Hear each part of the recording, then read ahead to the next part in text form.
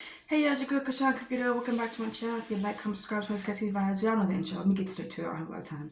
I just want to acknowledge this really quickly. When I was forcibly released from USC Hospital Arcadia, um, they forced me into a lift car where the nurses and my social worker at the time had to help me into the lift. My lift driver drove me to my house. When I got in, once we got to my location, the Lyft driver knew I wasn't able to walk.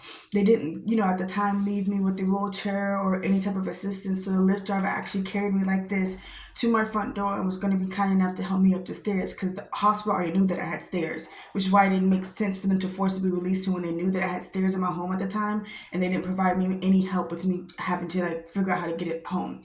Well, and they knew that I was having issues with my landlord at the time. So not only did they not give me a chance to try to figure out where to go or what to do, they forced me to release me there. I go to her, to the home or whatever. And because I am having an issue and I was in the ICU, this, blah, blah, blah, she didn't want to let me back into the home. So she called the local police officers. Now, we were in San Gabriel, so I'll have to link down below exactly what police department it was.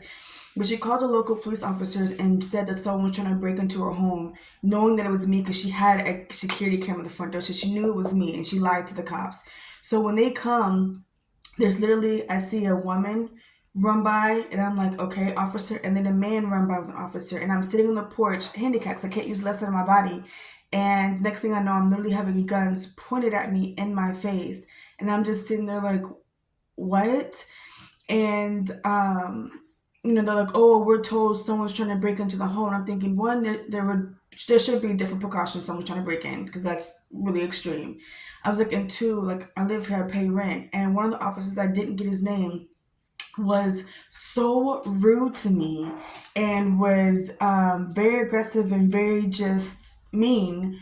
And, as I'm trying to pull up the information to prove that I live in this home, trying to pull up my lease agreement, trying to pull up the messages between the landlord, the emails and everything like that, and show him my ID, my passport, he's being rude and aggressive and this and that, blah, blah, blah. Then another officer immediately was like, he could tell this is about to be a problem. So immediately he was like, apologizing on the other officer's behalf, the one who actually had a gun, he's apologizing on his behalf. And I was just like, well, we're sorry, pretty much that they came out with guns. We were told that someone trying to break into the home. Was like, she's lying. She's literally watching us on the security camera right now.